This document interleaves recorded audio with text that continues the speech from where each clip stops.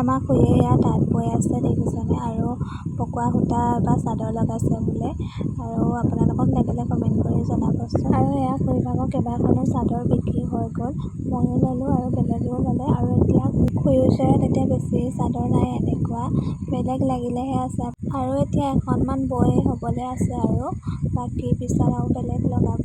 আৰু এবাৰ জোৰ কটা কাপোৰ লগাব, বেলেগ বেলেগ ষ্টাইল দিও বৈ দিব পাৰিব খুৰীয়ে। আপোনালোকক যদি লাগে কমেণ্ট কৰি জনাব।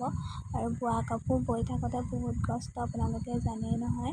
আৰু এতিয়া বোৱা কাপোৰ দামো বেছি। চাদৰবোৰত খুৰীয়ে 400 টকা লয় বুলি জানো, বাকী জোৰ কটা কাপোৰবোৰত কিমান লয় নাজানো, খুৰীক সুধিব লাগিব। আৰু এইফালে দেখিছেনে কিমান কষ্ট সূতা ছিগিলে। আপোনালোকক লাগিলে জনাব, মই স্ক্ৰীনত নাম্বাৰটো দি দিম বাৰু। যদি লাগে আপোনালোকে কমেণ্ট কৰি জনাব। আৰু এয়া দেখিছেনে খুৰী কিমান কষ্ট হৈছে, সূতা জইন দি থাকিব লগা হৈছে। বহুত কষ্ট, পিন্ধিবলৈহে ভাল বোৱা কাপোৰ।